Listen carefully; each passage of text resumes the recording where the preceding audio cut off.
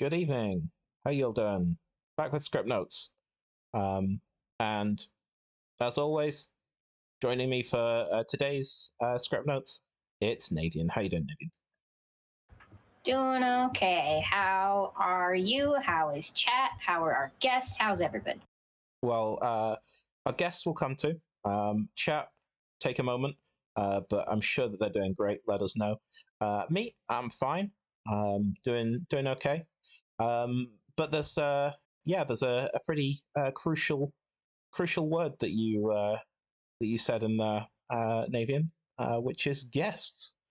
We've never had more than one guest, more than three people total, on an episode of Script Notes before. But you know what? We thought it's St. Valentine's Day tomorrow, so why don't we get two lovely people rather than one? So hello, Malashaan. Hello. And hello, Reznora. Hello. How you two doing? I'm alive.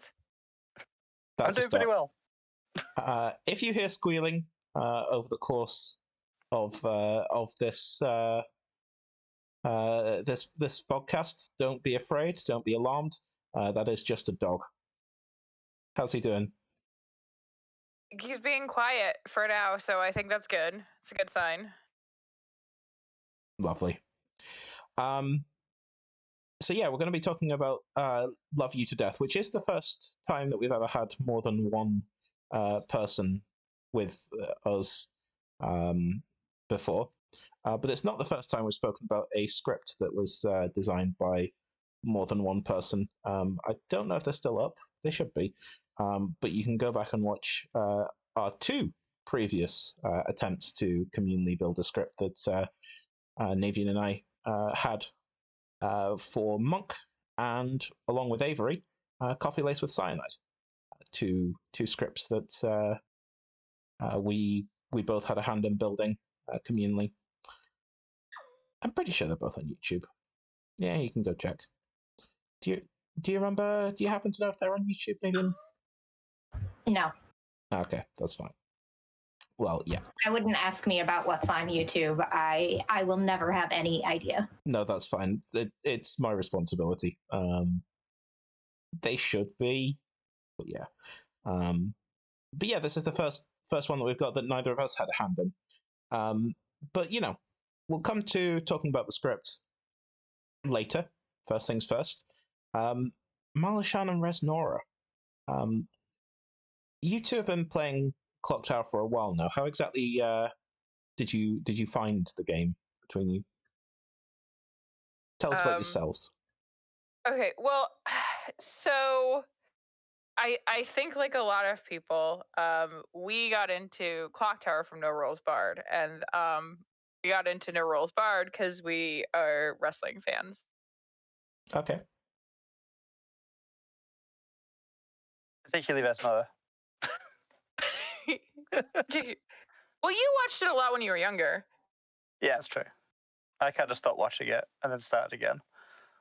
But I enjoyed watching the what was it when they were with What Culture and then Cultaholic. I enjoyed watching their stuff more than I enjoyed watching wrestling. Me too, actually. So now I basically just watch Wrestle Talk. I mean, I occasionally actually watch wrestling, but it's so much more convenient because there's like, I don't know if you're aware of this. There's a lot of wrestling content every week, and it's like a daunting amount. Like, it feels like it should be a full-time job to watch it all. But like, you can watch like 10 to 15 to 20-minute recap videos every day, and that's like much more manageable. I feel like Clock Tower is sort of in a similar boat where it's like there's just so much content nowadays that it's can be hard to keep up sometimes. Yeah. Oh, Yep. for sure. Yeah. And I was also sorry, go ahead. I was really into board games when I was younger, and then I kind of stopped playing because I lost people to play with, and I played Werewolf a couple of times, didn't really like it, and decided I didn't like social deduction games, and then saw them playing Clock Tower on No Rules Barred and thought, oh, that looks like it might be fun, so I'll give it a go. 2 years later, I'm still addicted. So, there's something about the game that pulls you in. Did you get into the game at the same time? Yeah. Yeah, I think I started playing like a month before you. But we both took a while to actually plunge in. We watched a bunch, and we were both a bit nervous to actually start playing. So yeah, I was watching way more than you, just because I don't work and you do. So I was watching like every stream. And then yeah, I was too nervous to start playing. But then Malashaan was able to convince you to take the jump, or did you find a game by yourself? It was more spite that they started playing before me. A great motivator, I'm sure. Do you remember your first few games? Either of you? You play any games together early on? We might have played a couple. My very first game was a Trouble Brewing on the unofficial, where I made it to Final Four as a Raven Keeper that just claimed Raven Keeper to everyone. Beautiful. And then was killed in the night, and so I was able to solve the game. Lovely. The open Raven Keeper play is it's an interesting one, right? Because the demon has to decide between giving you information, or you get to play as a soldier for a bit. Yep. Do you remember any of your early games, Mel? I remember my first game because it was a classic Clock Tower experience. Okay. It was a TV on unofficial. I was the sober empath who had a 1 on the demon the whole game and convinced myself I was the drunk, and we lost. 'Twas ever thus. Yeah.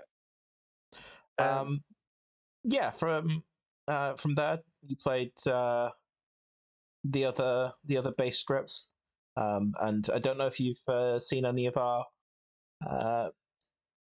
episodes of this podcast before, but we always like to ask one question, which is the best base script. You want to go first? Sure. Well, I want to say Trouble Brewing. I think it's just really solid script. I agree with that. Yeah. Oh, add to the pile, Navian. It's a good I genuinely love all 3, but yeah, Trouble Brewing's my favorite. Yeah, they're the scripts that everyone needs to play for a reason, right? Yeah. But yeah, TV is just such a beautiful script. Yeah, so you played some Clock Tower. When was that? When roughly did you start playing? Go on, you first. So mine, I think it was the end of June, early July, 2021, I think. Maybe? Yeah, I think my first game was May 2021. Sure. I can tell you, Malashaan, that you joined the unofficial on the 7th of March 2021. Yeah, and I hung out for a good while before I actually played, so probably May. Yeah, I think I joined the unofficial before Malashaan. I was like, oh, you need to join. And then, yeah, didn't play for ages. You joined on the same day. That's lovely. You both joined on March the 7th, 2021.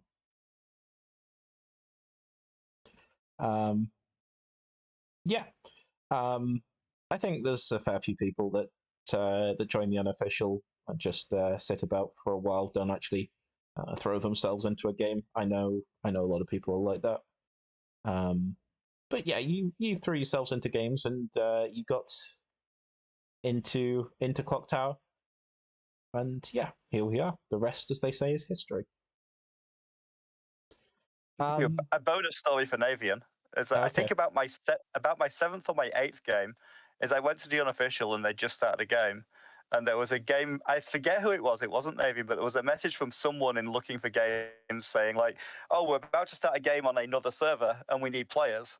That was the Connecticut server, and I didn't know until about halfway through the game, but it was a streamed game. So about my 7th game was a random custom on the Connecticut server that was streaming, and I didn't even know it was streaming when I started playing it, but I had a great time. And so that's what really drew me in. How'd it go? It was definitely not me who posted that message, but it might have been Kev, maybe. I think it was Kev. Yeah. I don't remember. I went and looked for it and I couldn't find it, but but yeah, that's how I got on the CT server. Is that there was a game running on a stream? I guess it was a Friday, but it was a stream game running that was, I guess, short of a player last minute, and I just got pulled into it. Well, I'm glad that you followed through with that, and now we have 2 wonderful community members who are regulars over on Connecticut. Aw, thank you. Thank you. Was it a good game? That's the important thing. Well, I stayed, so I guess it was. I don't actually remember the game. I just remember not realizing it was a stream game until halfway through. Fair enough. I don't suppose there's any chance that you remember what script that might have been. No, it was some No. random custom. Yeah. Yeah. So that was your 7th game, you said. Thereabouts, like Yeah, sure. 7th, 10th, yeah. In your early Clock Tower gaming career, you play any good customs that stuck out to you? Anything that either of you want to highlight as being scripts that you particularly love that other people have written? I'm Any terrible for remembering scripts. Like I really the one that I know I absolutely love is Birthday Feast, but that was also made for my birthday, so super biased. Sure. I'm a big fan of Lunar Eclipse, like everybody, I think. Sure. Yeah. We spoke about Lunar Eclipse last script notes. That one will be going onto YouTube soon. And I actually genuinely, other than I liked it because of the fact of what it was, but I actually really like it as a script. Tyler made one called Past the Stars at the Feast, which was a mashup of Birthday Feast, which is my World Cup script, and Ekken's World Cup script, Star Pass All Stars, and it's better than either of them as a script. Yep. Yeah, that one is really, really good. I really enjoy that one. Yeah.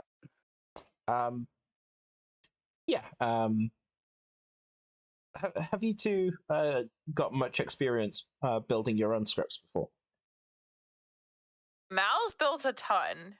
I've personally made 2 that were very similar. Like before we made the one we made for today. Yeah. I'm not sure how many I've made, but quite a few. Well, I know that you've got a script for me that if I were feeling a little bit more egotistical, we might be talking about. It's a good script. It's a decent script. It has. I played it twice, and both times you weren't in the game, but it felt like you were because it forces everybody to play like you. Yeah. So for people who are unaware, this is a script called Heyo Aleo. You wanna explain how it makes people play like me? Serenovus and Goblin on as a pair as a starting point. Yeah. And it also has Lunatic and Mutant, and it has a Poppy Grower and an Alchemist. So all of those things lean towards lots of nonsense lies about being the Goblin or being the Alchemist. Or it's just, I don't know. And there's a Pit Hag as well, so you can claim to have been turned into a Goblin. Yeah, it leads to a lot of chaotic nonsense claims and a lot of people laughing about. It's good fun. I need to claim to have been turned into a goblin at some point. Either that or I need to actually turn somebody into a goblin at some point. Yep. Cool. Yeah, that's a fun script. I do want to play that at some point. Maybe we'll have an opportunity soon. Stick around until tomorrow to find out when that might be. But yeah. You've made 13 scripts that are on the that script database. Yeah, so that's the ones that I decided were worth putting on there, and there's definitely a bunch more. Yeah. I have, I think, 2 or 3 scripts on that, and I didn't put any of them on. People are just... Other people have put my scripts on there. I recently have added so many scripts that I now have, if you search just for my scripts, there's a second page. Amazing. Nice. I think Storyteller's Nightmare's on there. Yeah. Anyway, yeah. We're not talking about any of those scripts. We're here to talk about Love You to Death, which is something that you two wrote together.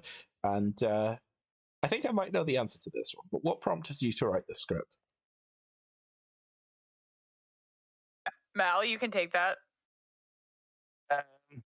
Alejo reached out to me and said, "Do you want to do this?" And I was like, "Yeah, let's make a script for it." Yeah. I have another question, which is, how did you come up with the title? I don't know. I just came up with it. So, It's like, we talk a little bit about. I can say more than that. So we said like, okay, we want to make a Valentine's Day themed script. And my first thought was, okay, I'm putting empath and sweetheart on. That was as far as my brain went immediately. And then Rez said, you should put the Undertaker on and call it Love You to Death. And yep. that's what we did. So the first three characters I like that. were empath, sweetheart, and Undertaker. Yeah. So from there, how did it develop? Because there are some interesting thematic characters on the script. I don't know if I've ever really looked at a thematic script before. Not sure. But yeah, talk us through the. Are you trying to say that Monk is not thematic? Its theme is Monk. Yeah, it has a character on it that it's built around. I'm not sure that's the same as a theme. Fine. I'm the opposite. I think almost all of my scripts are thematic because that's how I write scripts usually. Is I start with a bunch of characters that fit a theme and then do whatever I can to make it work. Yeah. So you started with, you said empath, Undertaker, sweetheart for this one. Yep. Oh, I must write Storytel's Nightmare is up because all of the World Cup scripts are up. I think I've also got Remembrance Week up there. I'm not certain. Not important. Where did you go from there? We started thinking about what would be like a good loosely themed around like love and marriage and stuff that comes with that. So we're like, the demon needs to be the baby. And that's it. That's the only demon. Sure. Yeah. Obviously that's one of the things that really, really sticks out. Solo Little Monster script. I have 2 of those. Yeah. And that was very much like, I think Rez suggested, like, because it was a Valentine's Day themed script, we should have the little monster as a demon, and it was just too funny for me to do that as the only demon at that point. Sure. I wasn't going to do anything else. Sure. I think I added Widow and Poison. Sorry, Huntsman and Damsel and Widow and Poisoner. We're kind of around the same time. Yeah. Which again, all kind of themed. Because fun fact, most women that kill their husbands do so via poison. So true. Yeah, you have some other interesting thematic characters on there as well. You've got your Dreamer, your Virgin, Yep. but also your Snitch. Yeah, I mean, Snitch, it's definitely thematic, but it was also very much we're doing a solo little monster. I think we kind of need it kind of decision there. Atheist was themed for me, and I thought, well, one, I think Atheist fits really well with a solo little monster. I think it's an interesting mix. And then I was kind of going through the whole mindset of, well, like, if it's an atheist game, then that's for like people who don't believe in Valentine's Day and think it's bullshit. And if it's a little monster game, it's for people who do believe in it. And it goes very well. Beyond that, I don't remember. I think beyond that, it was kind of like that's when we transitioned into like what do we need to make it work. Well, I thought like loosely fishermen, because fishermen learn to provide for their family with their fishing skills. That's a stretch, but like it works. They've got a job. There are no other Clock Tower characters that have jobs. I think I vaguely had a thought of Flower Girl. That kind of ties in with weddings a little bit as well. Yep. Sure. Yeah, I see it. I see it. A mathematician, because you've got to count the value of the wedding gifts or something. Let's go with that. They do this a lot with theming, though. It's like when you're doing, it's like you get the ones that really fit the theme, and then you stretch a bit to get a few more, and then you're like, okay, now I actually just have to make the script work, and so some just don't fit at all. There comes a point at which you have to build a playable script. Yeah. And like people in relationships need haircuts, seamstress, clothes. I don't know why I said haircuts. Yeah. Wrong sort of scissors. That will be a barber. You've not got a barber. People in relationships do need haircuts. But people in relationships share clothing, and sometimes you just even modify somebody else's clothes that they don't want to wear anymore so that you can keep wearing it. And sometimes you might be married to an aristocrat. Yeah. Yeah. We had no blonde hair for a while, and then we took it off. We did. We replaced it. I think we replaced it with Clockmaker. And fun fact, at least a lot of people consider that the traditional gift to give your spouse for the first anniversary is a clock. So that works. Yeah. Influx says that the only thing certain in this life is death and taxes, so you need a mathematician. There we go. Yeah, I don't think we're allowed to talk about the accountant, are we? No, it's on the same level as the orthodontist. Yeah, you're right. I hear it's coming out in a few weeks once they've managed to. Oh no, there's a joke in there somewhere. Let's move on. Insert joke here. Yeah, you can come up with your own punchline, chat. The reason why the accountant isn't coming out in March, figure it out. And I'll read out some of the best ones later. Yeah, let's talk about it as a script a little bit more. Were there any characters you mentioned? Noble, but were there any other characters that narrowly failed to make the cut? Oh, I can't remember. There was one that like Mal kept thinking we put on the script that we didn't, because we like talked about it and then decided not to. Yeah, we talked about Barber for a while, but like because with a little monster, it's not that useful. Because people need haircuts. Yeah, people need haircuts. There was one that we were going to put on, and we're like, actually, that's really broken, so we're not going to do it. And I forget what it was. Yeah, I don't remember either. I'm also struggling because we made this, and then we made a mare script for the Clock Tower Con convention, like right after it, and then my brain's mixing the two processes up now. We thought about putting Lunatic on this one, and then thought that it was pretty rough with a little monster game. Yeah, yes, we did. It's not great. Yeah, we talked about doing like Lunatic Poppy Grower, and then decided like to like move that in favor of something that's less funky. I co-story told a game with Tyler and Capelli once, where Capelli insisted on putting a lunatic that thought they were a minion in play.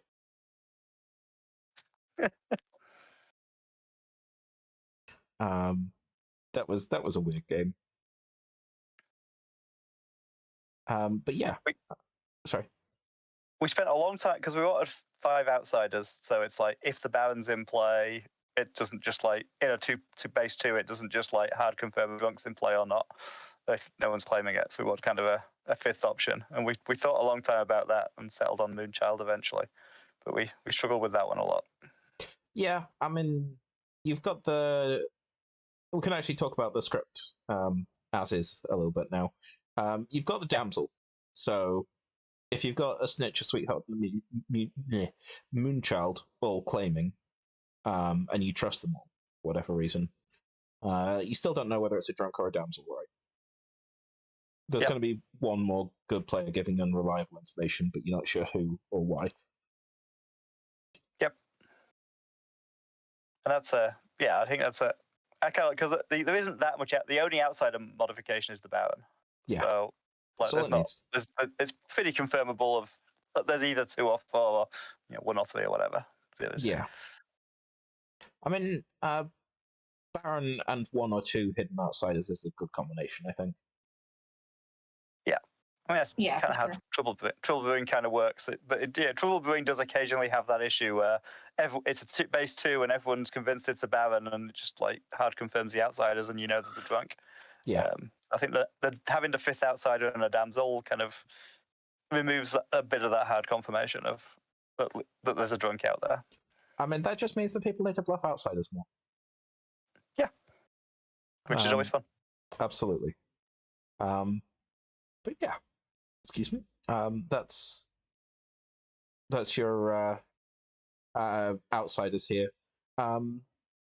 Aside from thematic reasons, you mentioned the Snitch is helpful with a little monster to even the playing field and remove that downside of the character a little bit.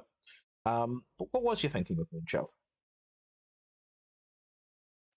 I we were thinking that we needed another reason why there could be like a death in the night, and like I mean the Moonchild one is going to be obvious, but like you could essentially I don't know. We're like we needed something that would cause an extra death. We felt like. Yeah, beyond the assassin for the gossip, because like I actually still think there's potentially maybe needs one more reason for there to be an extra death in here from where we ended up at. But like the gossip's pretty powerful on here because the only other ways people die, you get 2 deaths: Moonchild or assassin, which the assassin can only happen once. So that's But I think there's some interesting interactions you can have with like someone claims Moonchild and picks maybe an evil player picks Moonchild and picks someone, and then the little monster or the gossip can kill the person that was Moonchild picked, and it adds a bit of a puzzle, like adds a bit of ambiguity into why people are dying in a kind of BMR light kind of way. Sure. Yeah, just looking at the script, there's a few things that really jump out, but I'll start with one of them, which is that you've got a few characters that give some pretty potent information in let's say your clockmaker, your empath, your seamstress, and your dreamer, of course, with a mathematician there to check when things are going wrong. The counter to that is drunk, sweetheart, poison, or widow.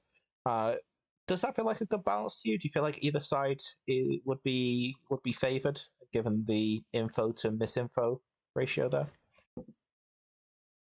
I think in a regular demon game, I'd think that would be a bit good favored. I think to me it balances out pretty well that you've got with a little monster. It's like, okay, so the empath or the seamstress, whatever, kind of you can get a hard lock on an evil player, but evil has the opportunity to just move the demon away from that person unless town acts really decisively and kills them immediately while they're holding the baby. Sure. So I think that was generally the thought process. Was Good's got a lot of ways to like identify evil players, but the demon can keep moving, which kind of balances it out. Yeah. Dreamer, the Scarlet Woman as well. Dreamer and Undertaker, of course, very bluffable with a widow on the script. Yep. And also, I felt like having Snitch kind of it really can sort of neutralize how harsh the Dreamer can be on the evil team, because if all the minions have bluffs, then if they as long as they they get to establish which one they're going with before picked by the Dreamer. The Dreamer's almost always going to see what they're bluffing and then what they actually are. Yeah.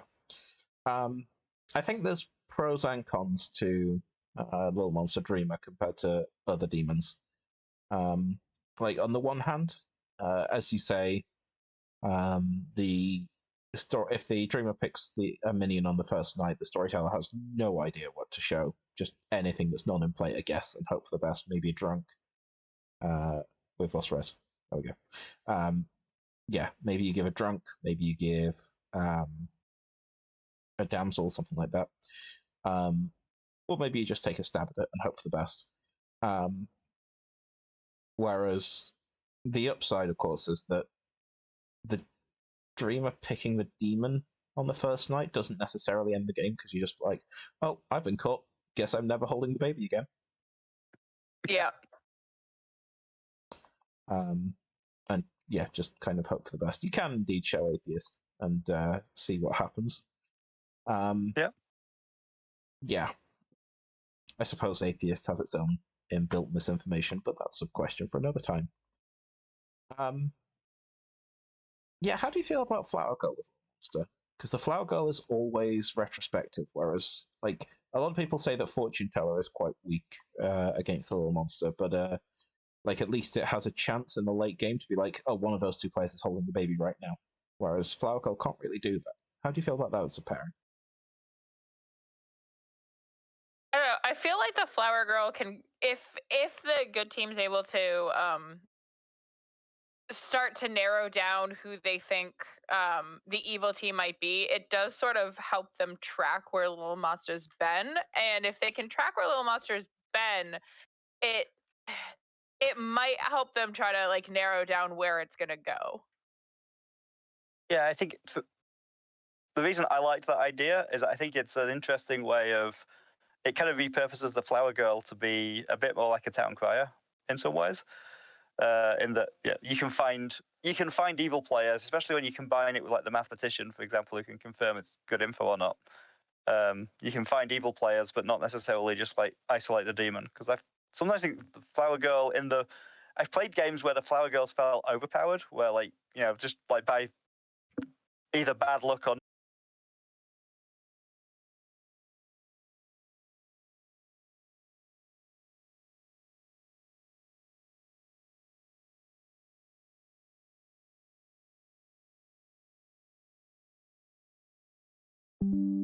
Reconnection successful. There we go. Hello again, everybody. Sorry about that.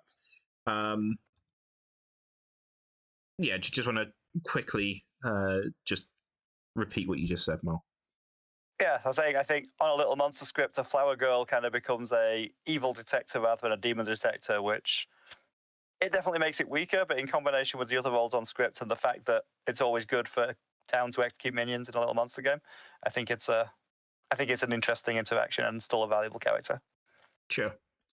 Talking of minions, talk to me about these minion choices. Do you want to say anything, Rez, or shall I? Well, Go. we went with Baron for outsider manipulation. I think first and foremost, but also it's like a top hat someone would wear to a wedding. Yeah, we'll go with that. I really love its positioning on the script of being right above the Scarlet Woman, because like the top hat and the kiss, like I don't know, it just really synergizes well in that specific order. Just a comedically oversized pair of lips. Val thought the Scarlet Woman was on theme. Sure. Yeah, I mean, I get it. It's also, I always like the idea of a Scarlet Woman in a Little Monster game, so that if the minion holding the baby is kind of like, sometimes people are caught by surprise, noms, and town is just like, yeah, we'll go with it. If that happens, it's not necessarily game over for the evil team, which I think is fair in a game where they don't get to control the kills. Yeah, I also thought. Go on, Alejo. Yeah, I was just going to say that it's pretty controversial on that one, because a lot of people feel like the Scarlet Woman is quite potent paired with Little Monster, considering usually it can only trigger once, but with Little Monster it can trigger multiple times over the course of the game.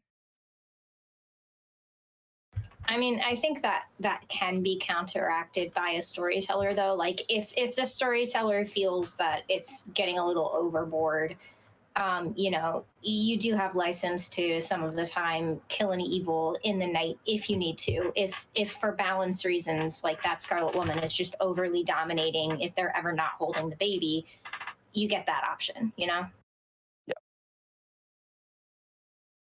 Sure. I was going to go back to the Baron thing. The other thing that I thought with Baron is that, the kind of the meta that's developed for Baron is that you've done your thing. It doesn't matter. You can be crazy and have fun, which I like. But on a Little Monster script, it kind of counterbalances that a bit of. There's a bit of a push to say, well, actually, maybe I do want to try and hide and look good because I can hold the baby later. So I found that interesting as well. It kind of like it gives a Baron a reason to not just play out of evil chaos. Yeah, for sure. Or not to feel like my job is done. It doesn't matter if I die because it does. It really does in a little monster game. We already touched on the assassin and its position opposite the Moonchild and the Gossip, but obviously the Moonchild came last. So I take it then that you intended for the assassin and the Gossip to be counters to each other. Do you want to talk about that a little bit? You want to, Bez? That was your idea, so you should go with it.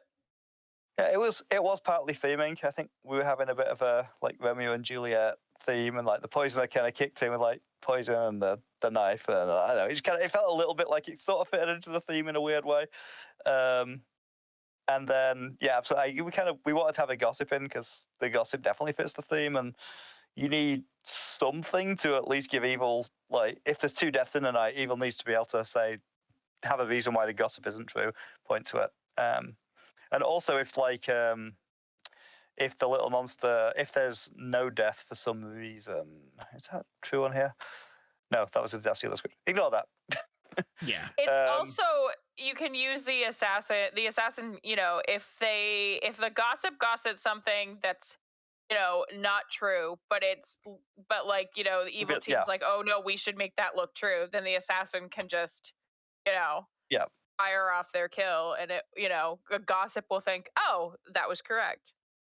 Yeah, I've always liked that interaction. It's like it's a fun way as an assassin. It's a fun way to play assassin. Is to, if you figure out who the gossip is, like decide when you're going to trigger the gossip. Sure. Yeah. Obviously, you've got with the assassin and the gossip. It is. You do run into discussions about what each night a player dies means, or a player dies each night, I should say. But I think for hopefully, Raz, you'll be taking the script on a test drive tomorrow. I assume you'll run it as Gossip and Assassin and Moonchild Deaths in addition. Probably. Yeah. Cool. Never crossed my mind to not do that. Yeah. Awesome. Let's talk about the Townsfolk for a bit. Clockmaker with Little Monster. Do you think there's any interesting strategy that the evil team can employ there?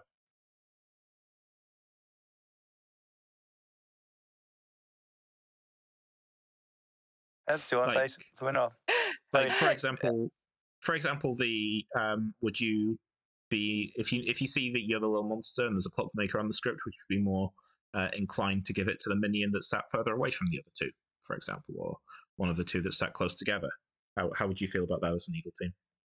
I would certainly take that, and I would certainly take that into account when deciding where the baby should go, especially like when people. I don't think it necessarily is something you factor in as much in the early stages of the game, but once people start talking about who they think is evil and what the Clockmaker number is, then you really take that into account. Yeah, I think like this plays into kind of what I was saying before about like the theming of the script in a like meta sense is the whole Valentine's Day thing. But like I'd say the theming of the script as a mechanical script is there's lots of ways for the good team to find evil players, but they have to piece it all together to figure out the whole team and where the demon is at any given time. So like the Clockmaker, like what is a good example of that. That like the evil team makes a smart choice about where to put the demon day 1. If there is a Clockmaker, then they can move it later in the game to somewhere that's safe from the Clockmaker info, which counters it but not completely, because it's still if good figures out an evil player, it still gives the good team 2 evil players, and then they have to I guess in a 2 minion game, like base 1 minion game, Clockmaker's always pretty rough, and I think it's no different. But in a 3 or 4 evil game, it gives a lot of options for like good to get the advantage to be able to work through minions and corner evil in, but still gives evil a chance to pull it out. Sure. Let's talk for a moment about the Virgin. It's passed us by so far. I think that in Sex and Violets, there's a lot of groups, intermediate groups in particular, hit a pretty solid meta of feeding the Clockmaker to the Vortox on day one. Do you feel like there's a chance of the Clockmaker being fed to the Virgin day one every day on this script, considering it's the only you start knowing? And as a storyteller, how would you get around that? I think you can do that. I think there's interesting other options. Like I think empaths going for virgins if they get like a 1 or a 2 is an interesting move that isn't used enough often. Fishermen or seamstress can both like use their ability immediately and feed themselves to a virgin as well. So there's options there. You also have the ability, I was gonna say, you also have the ability to put the drunk token on. Like, if you think a Clockmaker is gonna go for it, you can put the drunk on the Clockmaker, or you could put the drunk on the Virgin. Like, there are ways to, so even if they go for it, it may not be successful. Yeah, so Sure. Drunk and Poisoner and Widow are all kind of give evil options, especially Widow is an option. Like, if I'm a Widow and I see the Grim and there's a Virgin on, that's probably a 50% chance I'm going to pick the Virgin to be Widow poisoned. Yeah. I think that picking the person that you expect to nominate the Virgin is also an interesting idea, right? Because they're going to be like, oh, cool, I'm not the drunk. Yep. Harder to predict, but it's still funny. Depends on the setup. Yeah. Like I say, I think a Clockmaker would be very, very tempted too. I don't know if you've seen this, but like with a lot of my play groups recently, I've seen the kind of the current trend is for virgins to hide it as well, which changes the dynamic a lot.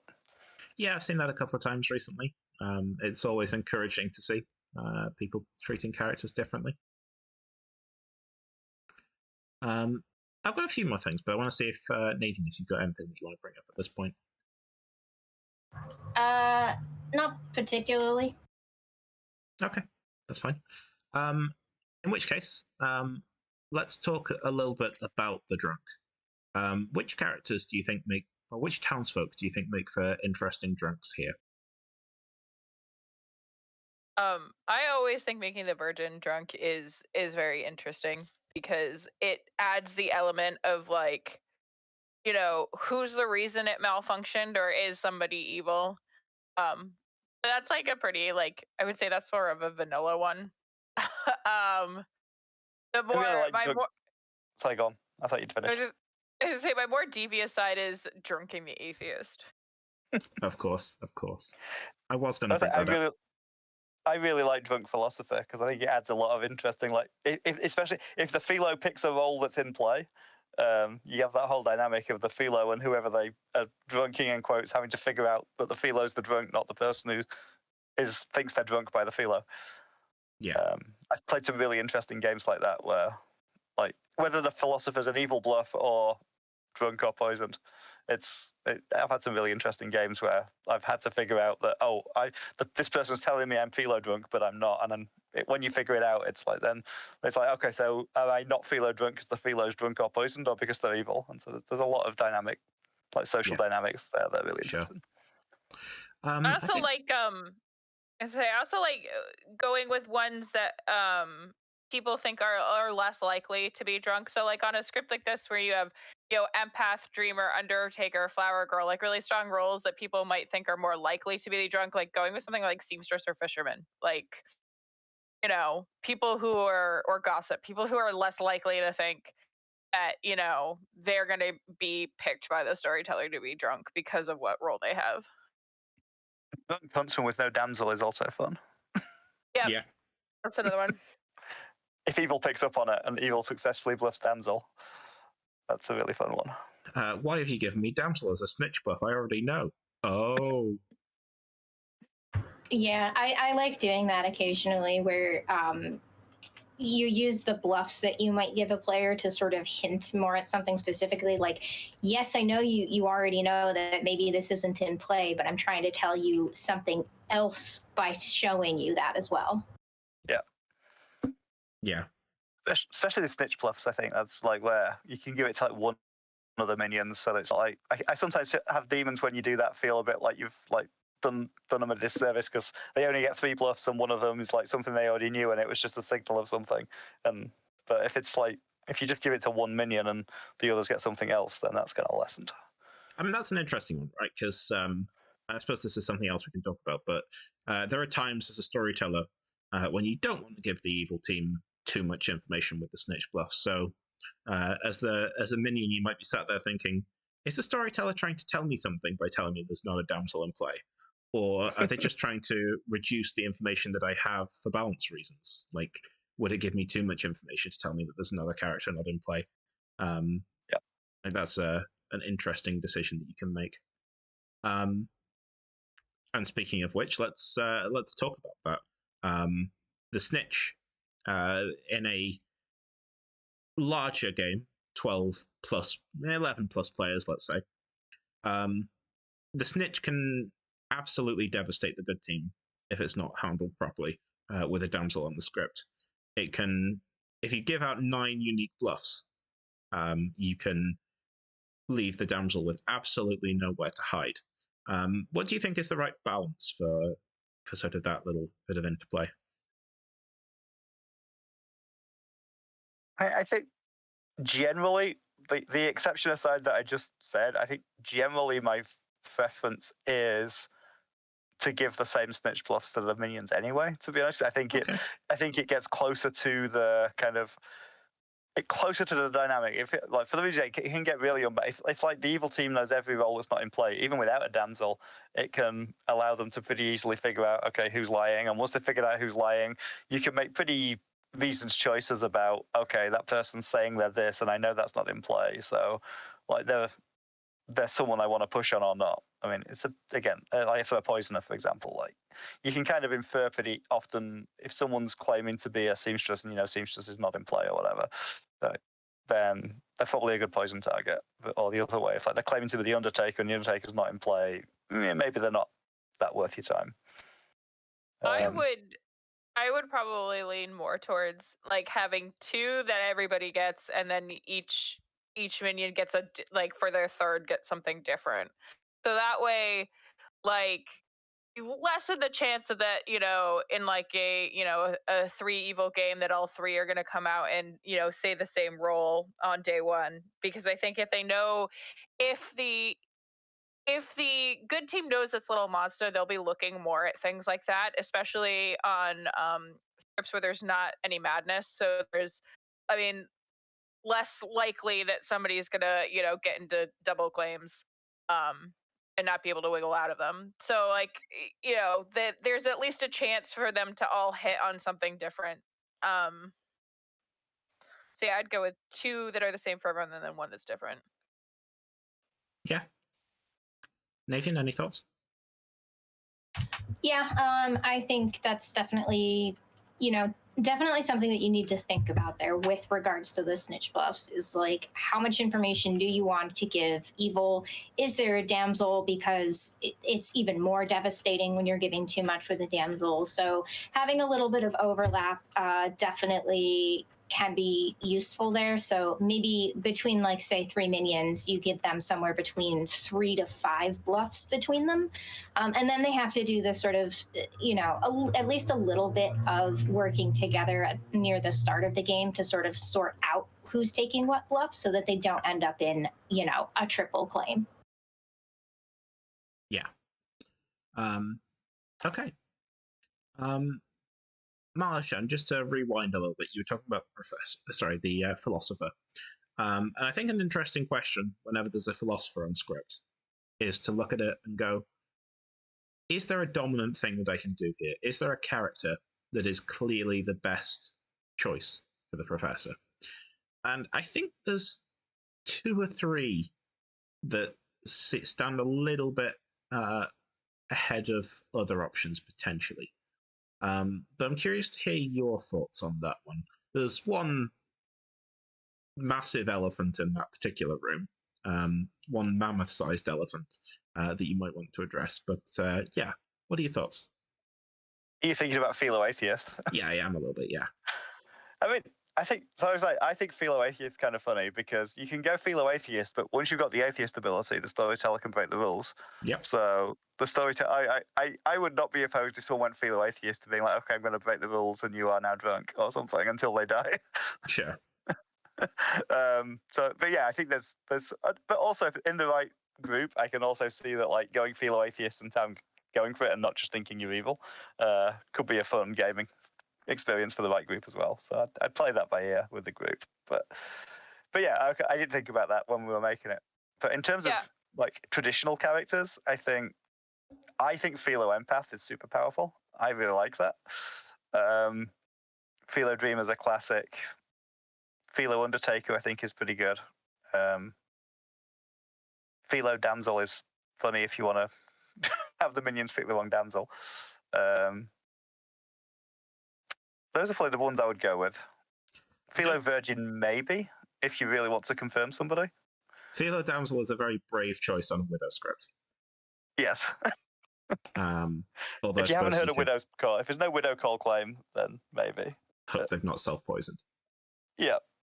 Although if you run it the way that Ed has suggested that people run it, I think publicly, there's an interesting little bit of interplay that you can get out of that by being like, I'm the philosopher. Somebody has claimed to have seen a widow. I can confirm that. I'm going to use my ability to gain the damsel ability. And if the storyteller shakes their head and says that there's a widow in play, then or if the storyteller doesn't do that, if I actually get the damsel ability, then I know that that player is full of shit, and I can't tell anyone. Yeah, I think that's a good point. Yep. Like what does to clarify exactly what that ruling is that these abilities are hard jinxed. A widow and a damsel cannot be in play together, and Ed has spoken before about the fact that like when you're looking at jinxes, it's better to consider them as being between abilities rather than being between explicitly just the characters. So in the case of the Philo attempting to gain a damsel ability, the jinx in this script says these two things cannot coexist. If one of these abilities is in play, the other cannot be. And therefore, any player attempting to gain that ability can't do so. And in the case of philosopher, they wake up, they point to the character, you as the storyteller shake your head, you show them the token that is causing that ability to not be able to be gained. In this case, it would be the widow. You put them back to sleep, and that uses up their ability for the game. But they gain a certain amount of knowledge with that, right? They have the knowledge that, okay, there is a widow in play, which means that the player who's received the widow's call is most likely trustable, unless it's a self-poisoned widow who's lets an evil player take the call, which is possible. But, most likely you think that this player is probably good, or at the very least, know for sure that there's a widow. So no point in like really hiding, from other good players. Or the storyteller doesn't do that. And then you get to know that, this is an evil player making up that there's a widow in play. And now I need to subtly get them executed without explaining why. And also now you have the damsel ability. Have fun. And pray to God that you've not told anyone you're planning on doing that. Oh no.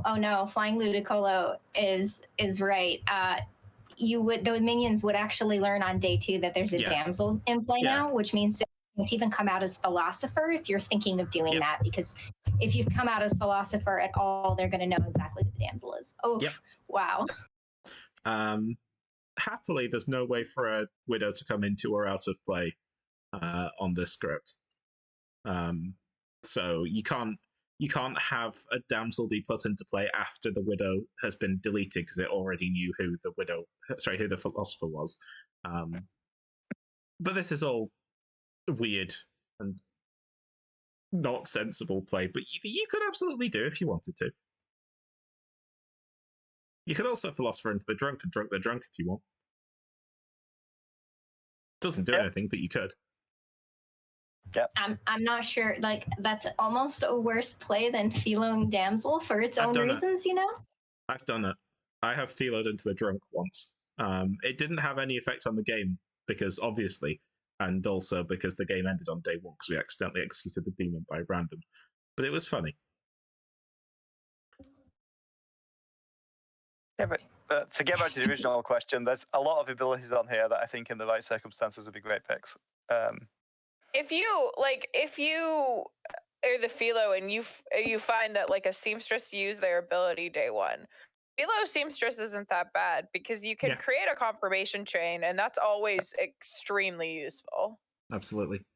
I think philo virgin is a weird one, but an interesting one, particularly if you do it on the first day. So you can get a social read off the virgin and the person nominating the virgin. Then you can just be like, well, I have news for you. I do think that on this particular script as a philo, I would probably personally be strongly tempted by virgin and gossip, because with the only reason for there to be an extra death being the assassin, and that can only go once, and without a spy, it does mean that those two roles are significantly more confirmable than any of the other roles that exist on the script. Which is something that I think is worth looking at a little bit with a critical eye.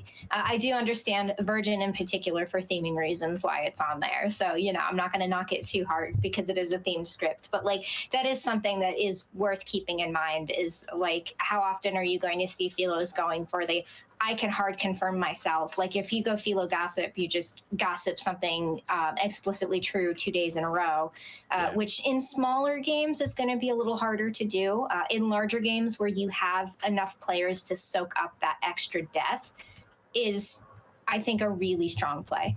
I think if you do that, you should gossip. You might want to gossip something that's almost certainly true, but not necessarily true for the first day. Like that player is not a demon. Right. And then on the second day, you want to gossip something that's confirmably true. Because I think that by the time that you gossip 2 things, storyteller probably doesn't want you in the game anymore and probably kills you with your own gossip or the little monster ability. That's true, yeah. In particular with gossip, they could just kill you. Yeah.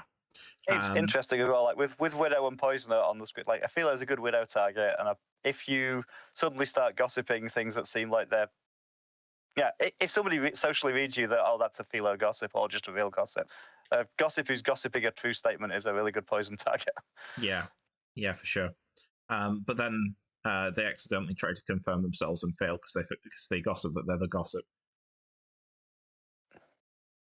That's why you can't do that when you're the philo. You have to gossip you're the philo. I gossip that I am the gossip. Beautiful. Although you can't have an evil one. You can't have an evil philo gossip to gossip that they're not the gossip. Yeah. Sorry, Mark. I was just I can see some real social chaos erupting if a philo gossip or a gossip, like gossips say they are the philo or the gossip respectively. So philo gossips, I'm the philo, and then they get poisoned, then there's no extra death, and then they're like, I must have been poisoned, or I'm the winner. And I can see some real interesting social dynamics revolving around that. Like if the evil team can find the person trying to do it, then stop it happening. When we play this script tomorrow, I want everybody to know that I will absolutely be gossiping bullshit about philo gossips. I do think, though, that depending on if you've heard of an empath claim and you're sat nowhere near them, I do think that philo empath is one of the stronger options. Yeah. I also think that a slightly later clockmaker is an interesting one because it might tell you if the little monster is on the same person as it was before, or at least one of the 2 same people potentially.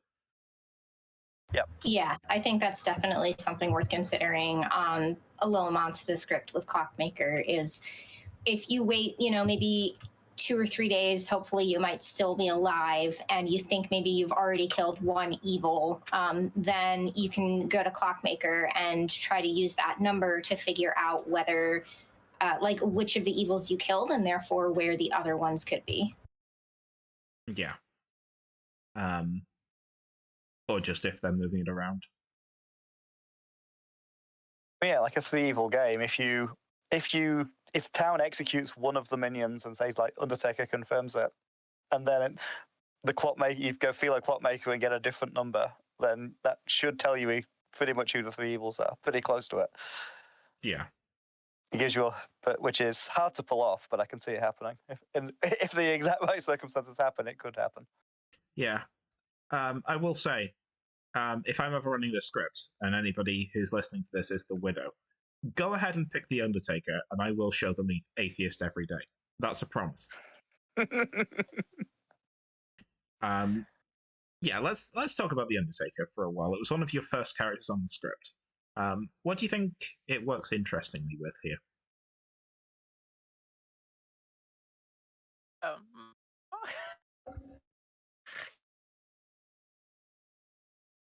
I mean, atheist, like you said, is always fun, and the combination of atheist and drunk being available gives you a lot of options, especially if it's widow poisoned or partially poisoned, or the drunk itself.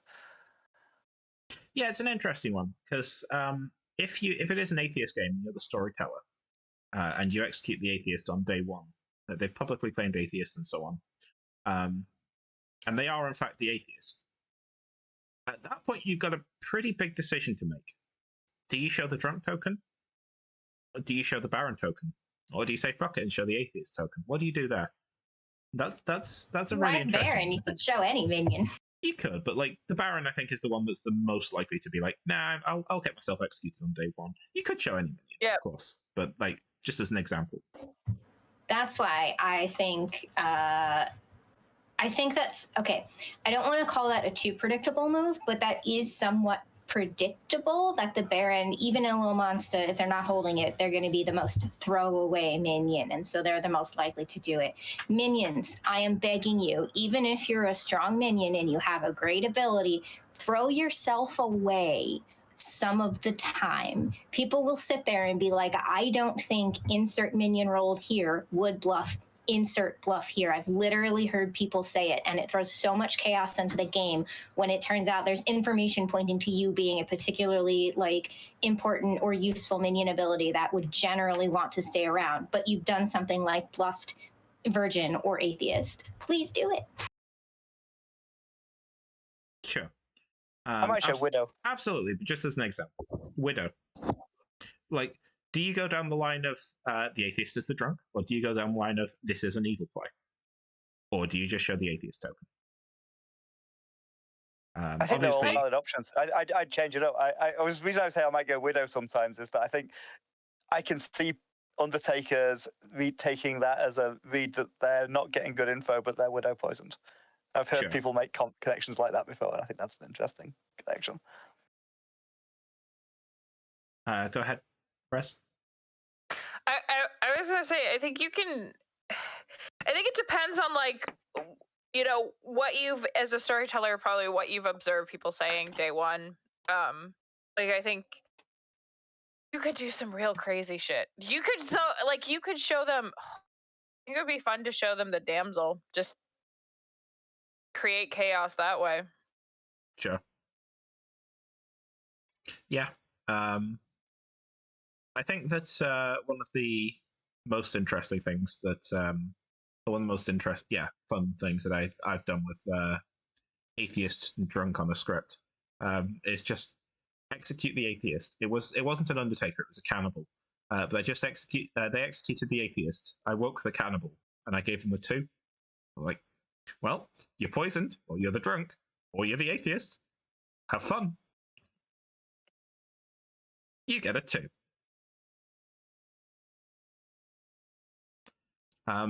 But yeah, I think there's absolutely shenanigans, as always, with the atheist. I'm not going to ask you, Rez, too much for shenanigans, in case you end up running this script for us tomorrow, which we hope that you will be. And I'm not going to ask Nadian or myself for too much in the way of shenanigans with the atheist, in case we end up running the script tomorrow. But somebody will be running the script tomorrow, and best not to give away all of our evil ideas. But just know that they're there.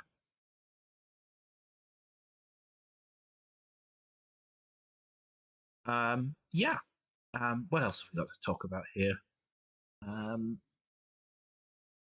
How likely, we've spoken about it a couple of times, but how likely would you be to use the gossip to try and confirm yourself, and how likely would you be to use it for other reasons, to find a demon, to find a minion, to locate outsiders?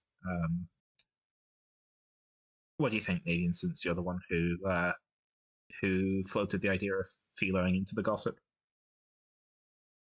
Sorry, what was the question? You've pulled the gossip. What's the sort of breakdown of probability and how you use it? Are you most of the time going to try and confirm yourself, or are you most of the time going to use it to get information? And if so, what sort of information? So for me personally, on a script where the confirmation is possible, I'm going to go for the confirmation first and foremost. And if there is still time afterwards to use it for information, I'll probably do that like secondarily. That's because personally, I believe that one of, if not the strongest thing in the game is hard confirmation. Although, as you pointed out, with a gossip in particular, the storyteller can counterbalance that by just killing you with your own gossip and at least taking out a confirmed good player.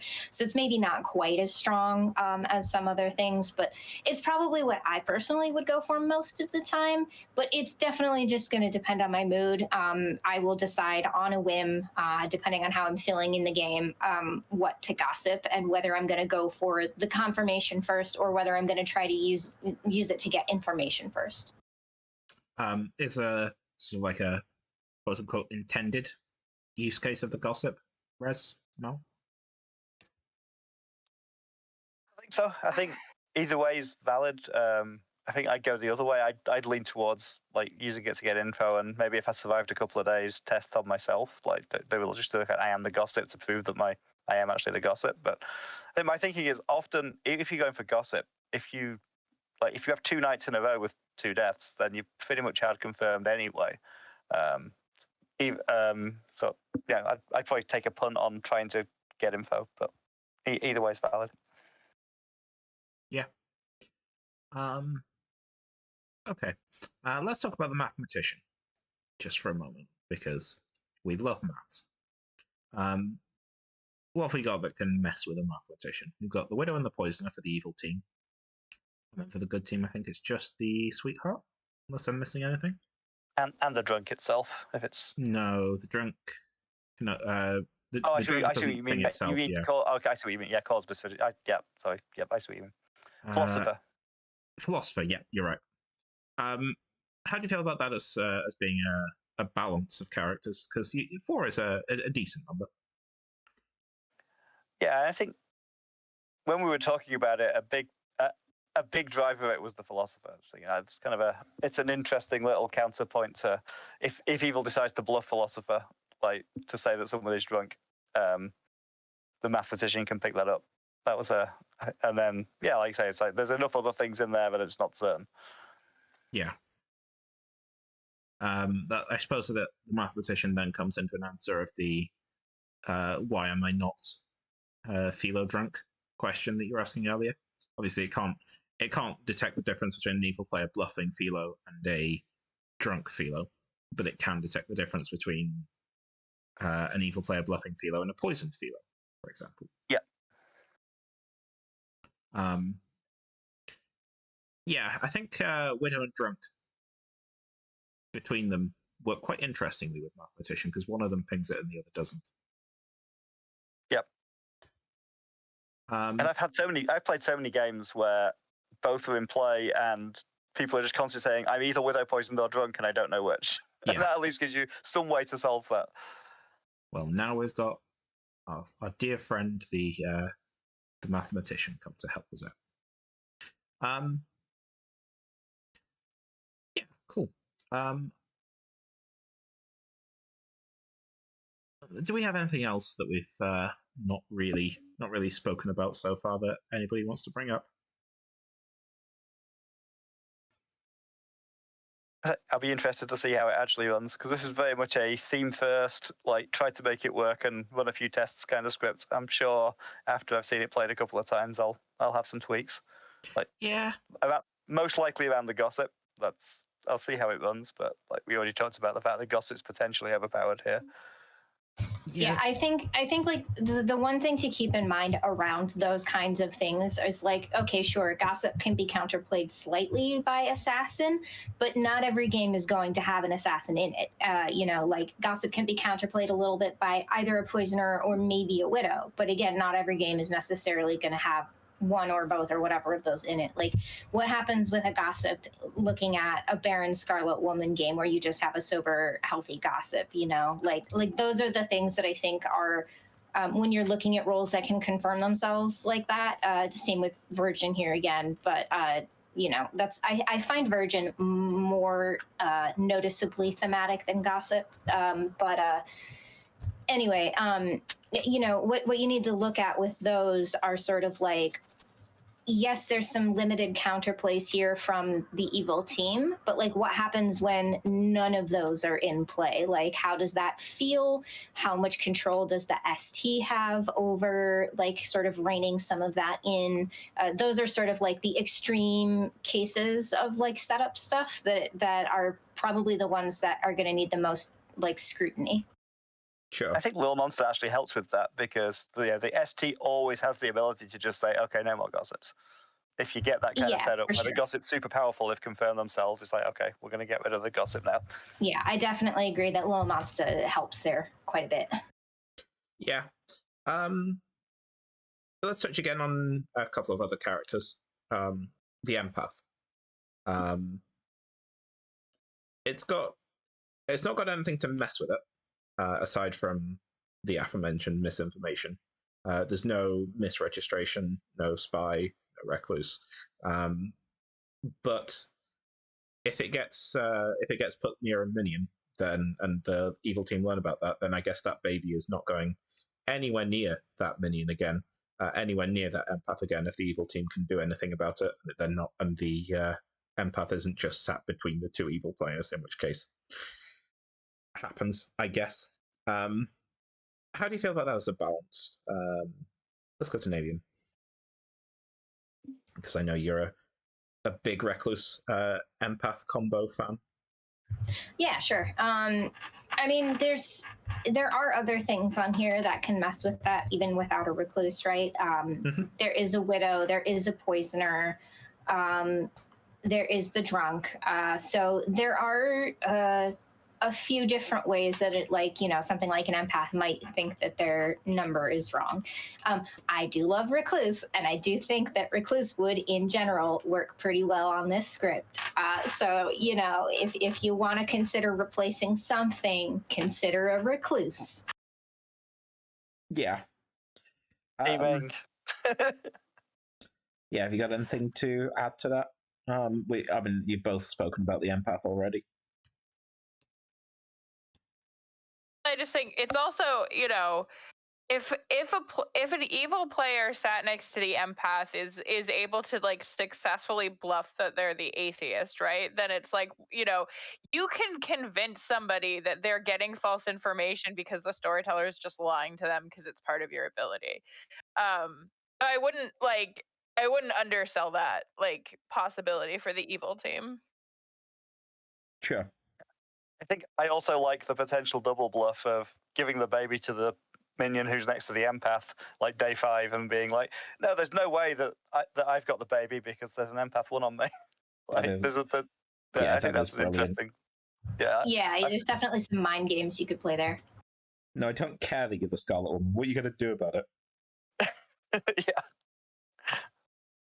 Yeah. Let's. I guess the last character that I want to dive in on a little bit is going to be the Dreamer.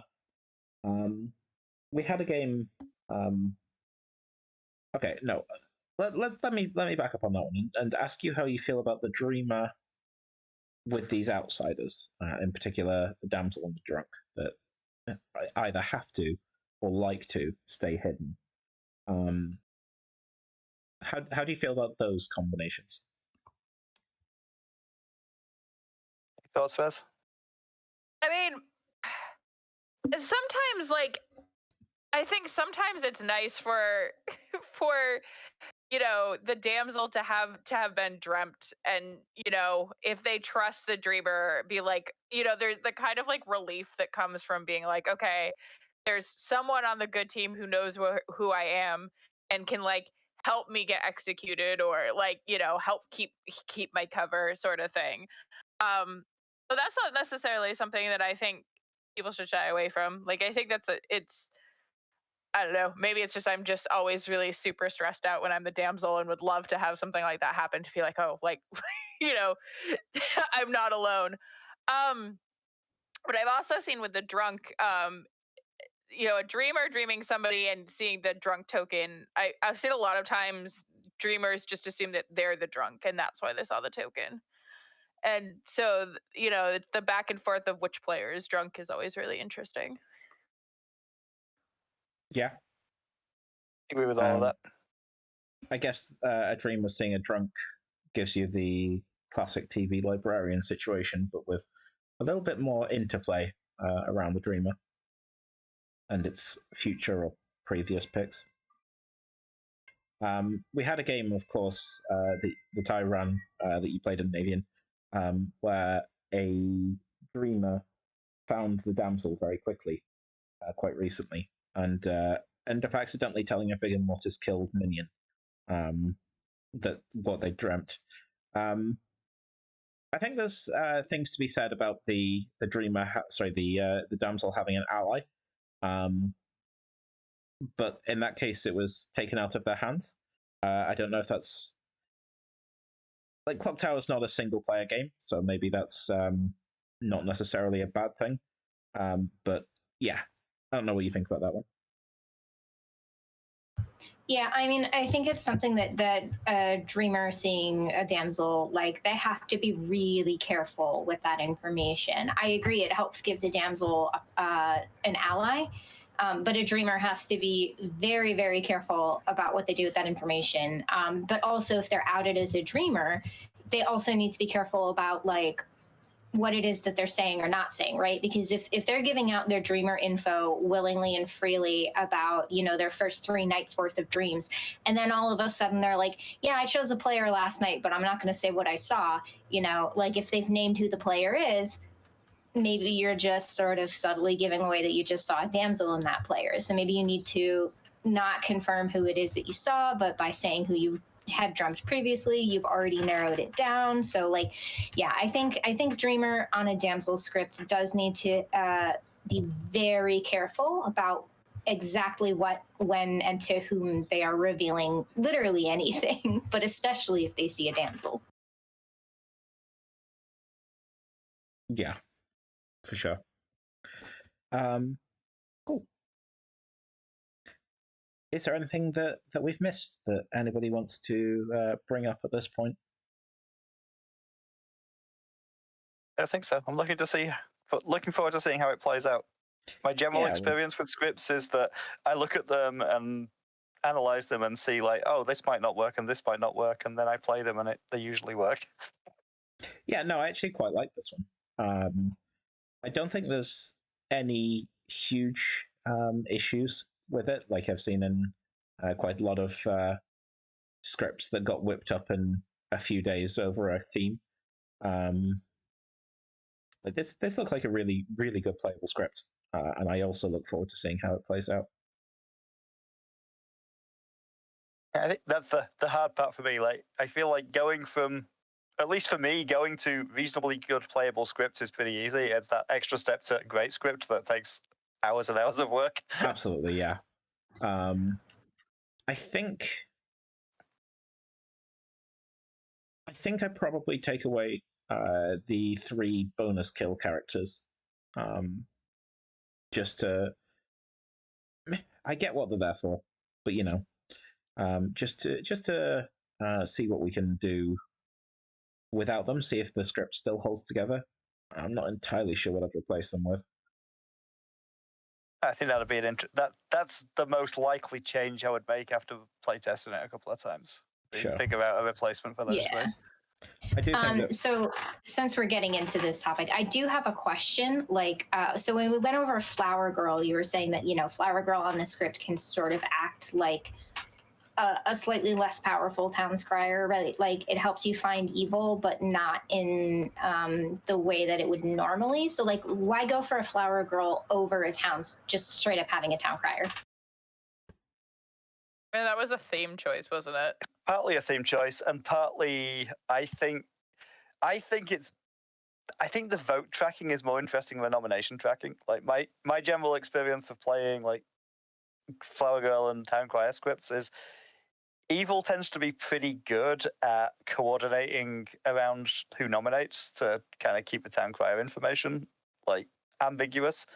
They tend to have a harder time with like Flower Girls where it's just voting.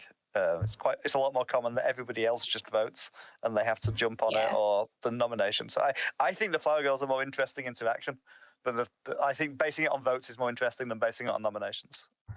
I'm not gonna lie, when I did ask that question, I momentarily forgot that a flower girl is something that people like have at weddings sometimes. Yeah. Primarily a theme choice of like, and then I had the same thought. I was like, maybe I should. Once I started thinking about how it would work, I was like, this is kind of just a town crier that looks at votes rather than nominations. But yeah, I do rather worry if you were to add a recluse to it about recluse flower girl. I am on record as not liking that as a combination. I do think it's pretty harsh because it does limit one specific player's like ability to vote freely, which I think is a really important part of the game.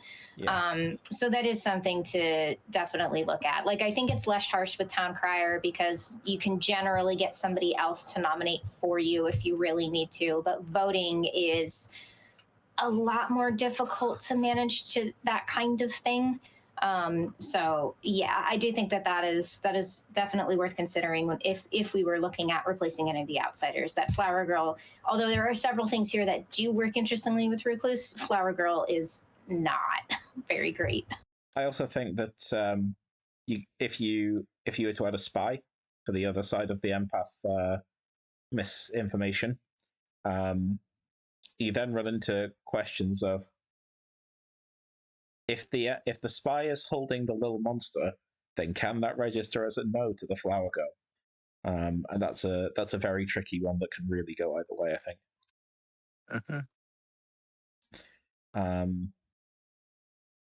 But yeah, that is,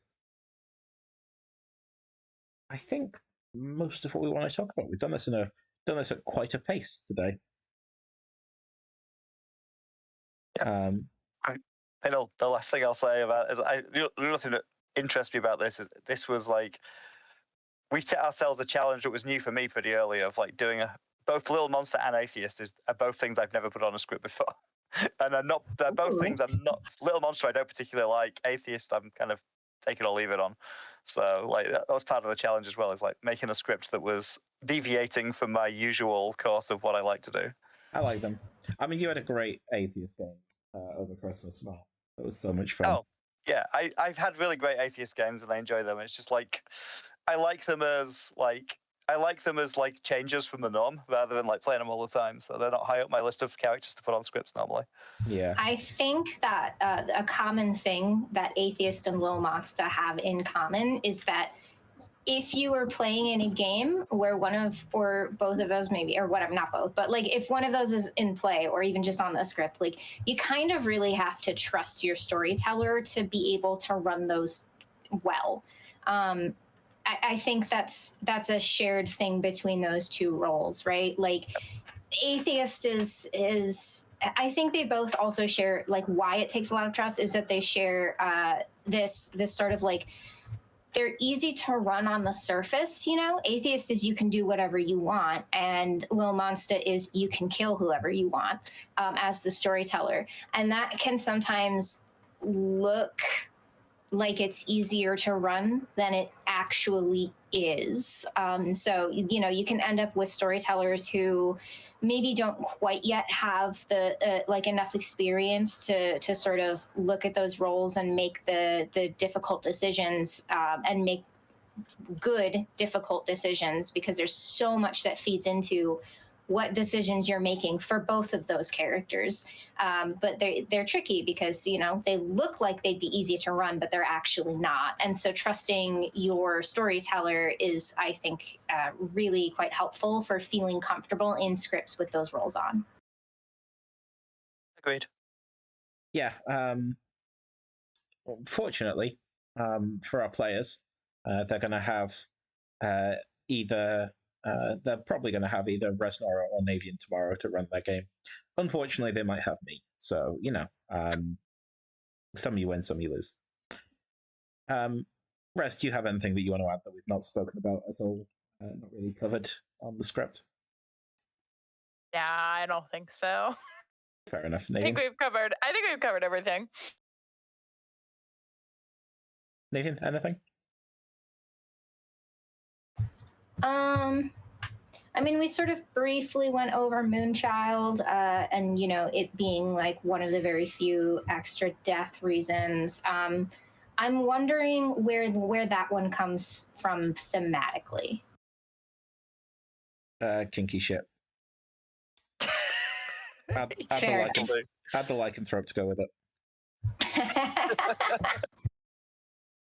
I mean, understandably, not everything. Like, I think probably the problem of trying to stick too much to a theme when creating a script is that a lot of times, like, things won't work. Like, we decided to put in a Baron, so we needed to, you know, increase that outsider count, and then we were going through and we're looking at a lot of these outsiders, and I was like, well, I don't know if that really fits. Well, I don't know if that one really fits. Moonchild just kind of felt like, I don't know, it was like the best fit for the purpose that we needed and for the theme versus like a lot of our other options. Yeah, I understand. I think sometimes when you are doing high thematic scripts, which I have written a couple of before, so I definitely understand that struggle that you were just talking about. I think sometimes what you need to do is you really need to make some reaches there. Like, for example, I'm thinking about what if you put a butler on? Like a butler could be, if you sort of stretch the definition of butler, maybe butler is more representative of, say, the caterer at the wedding, or the you know, server staff who is working the wedding. Yeah.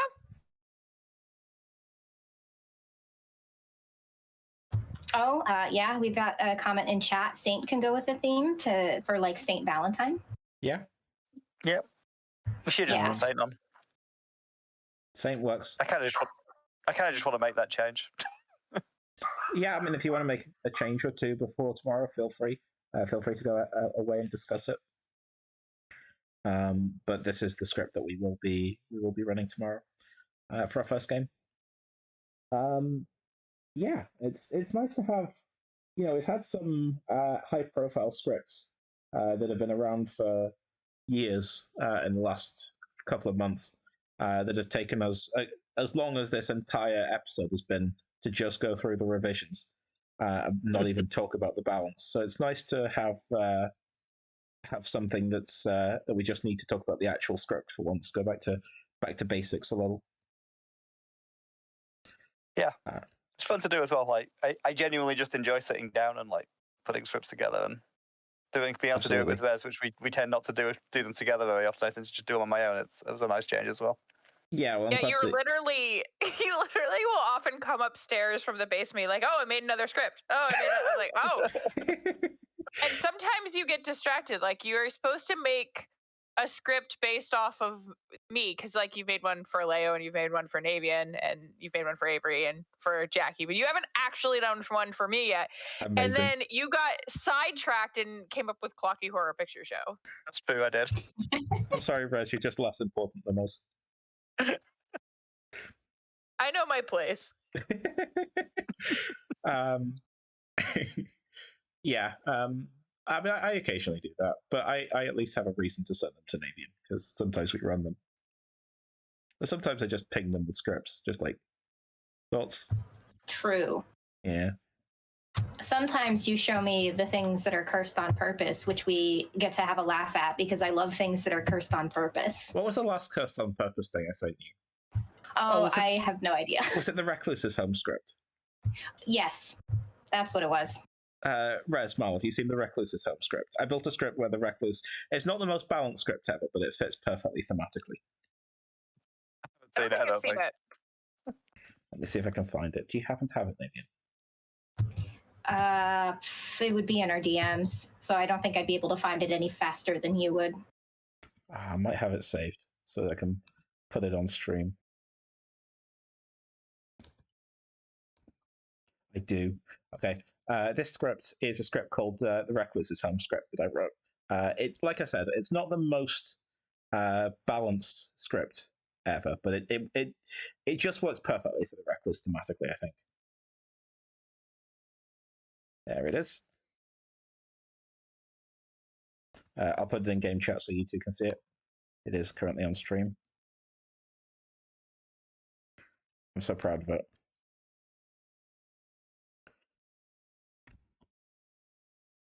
There you go.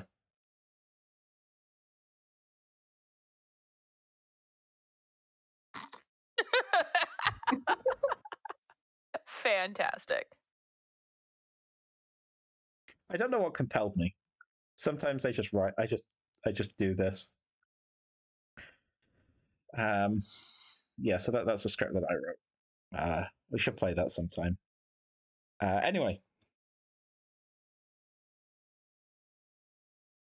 Yeah, cool.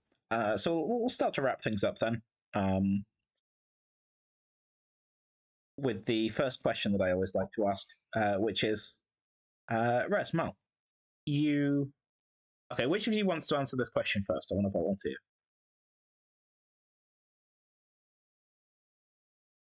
I guess I will. Okay, Yeah. Malashaan. Perfect. Malashaan, you're playing this game. You sat down. The bag is being passed around. You put your hand in it, and you pull it out, and your token is blue. What do you want it to be, and why? What are you going to do with it? What role do I want to have? Yeah.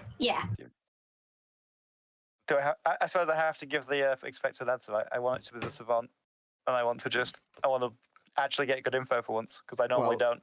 Well, unfortunately, whoever On this it's on script this script. specifically. whatever idiot made this script forgot to put the savant on. Oh, you mean this script? Okay, I got you. You're too much I precise should've- any questions, Alejo. I should have answered this question. Okay, so on this script, blue token. What do I want? I want atheist. Okay. And what are you going to do when you pull the atheist token? What's your plan? My hope is that Ed is storytelling and we can do more nonsense together. Fair enough. Go ahead, Res. What's your plan?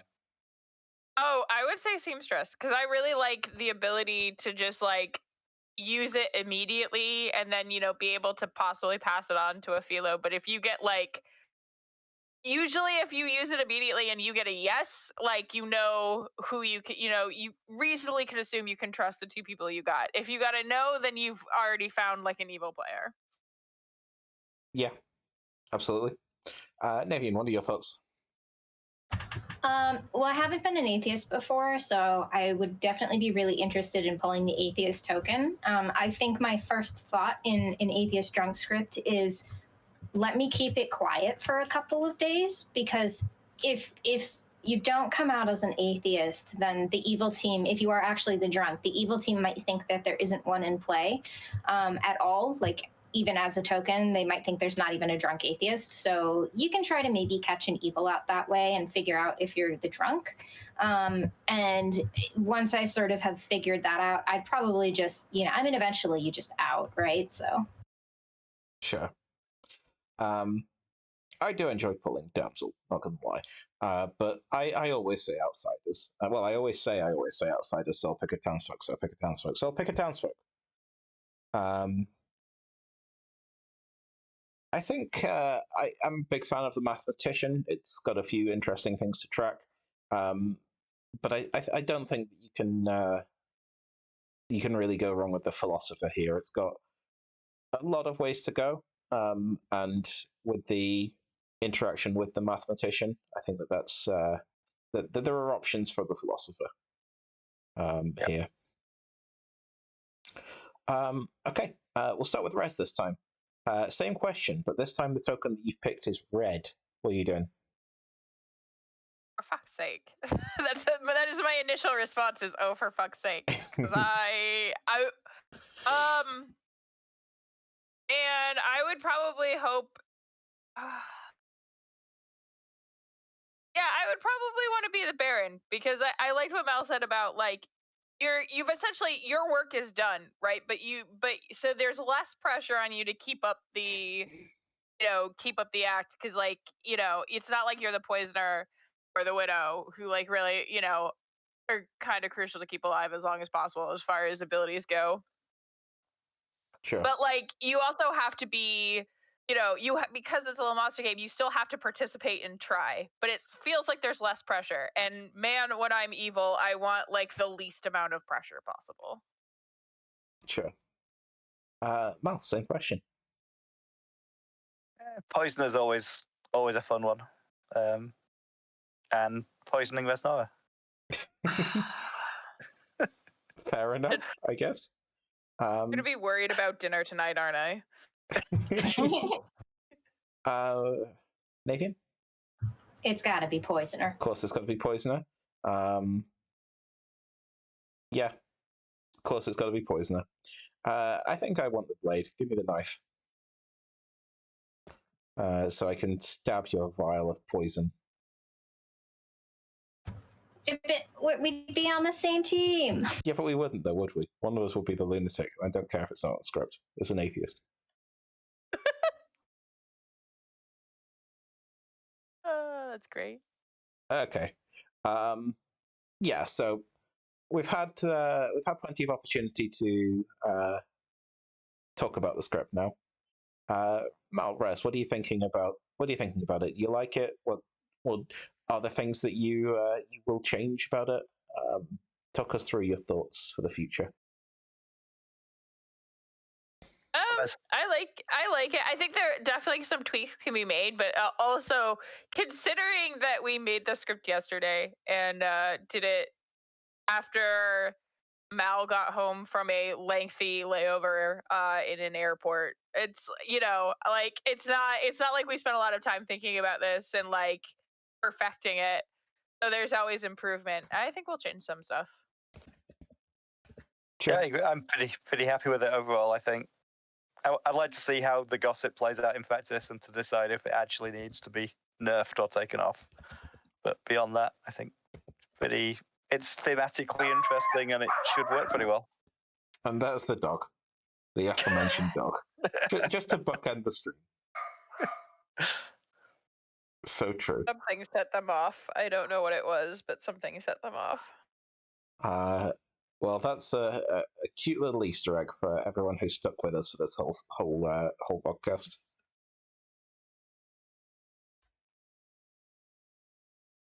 Okay. Well, Rez and Mal, where can people find you if they want to hear more of your voices and play, or see you play Blood on the Clock Tower? Where should people go? What would you like to plug? Well, we often play on the TPI server, and then, as always, every Friday night, just about, we are on Connecticut, Blood on the Clock Tower. Same. Yep. Surprisingly. I feel like our guests have done your job for you, Navian, but where can people find you?